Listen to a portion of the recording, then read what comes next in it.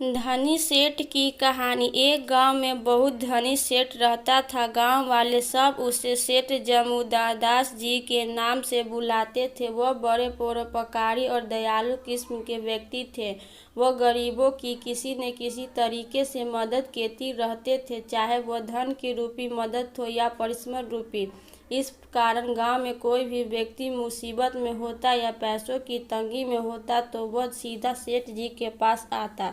जब भी कोई सेठ जी से कुछ मांगते जाता तो सेठ जी का मुनीम सभी से एक सवाल पूछता कि सेठ जी का कर्ज इस जन्म में चुकाओगे या अगले जन्म में। कुछ ईमानदार लोग बोलते, जी हम इसी जन्म में सारा कर्ज चुका देंगे। वही कुछ बेईमान लोग सोचते कि अगले जन्म में कौन किसको जानेगा, हम तो अगले जन्म में ही चुकाएंगे। एक दिन दो चोरों को सेठ जी के बारे में पता चला तो वह दोनों भी चले गए सेठ जी के पास मदद मांगने। जब उसने सवाल पूछा गया कि सेठ जी का कर्ज किस जन्म में चुकाओगे, दोनों चोर मन ही मन हंसे।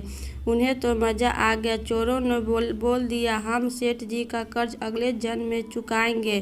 तभी चोरों की नज़र सेठ जी की तिजोरी पर पड़ी, जिसमें ढेर सारा पैसा और सोना रखा था। दोनों को लालच आ गया। चोरों ने रात को तिजोरी चुराने का प्लान बनाया। दोनों चोर पीछे वाले दरवाजे से सेठ जी के घर में घुसे। तभी घर में कुछ उजाला हुआ तो देखा दोनों चोर भैंस के तबेले में छुपे थे।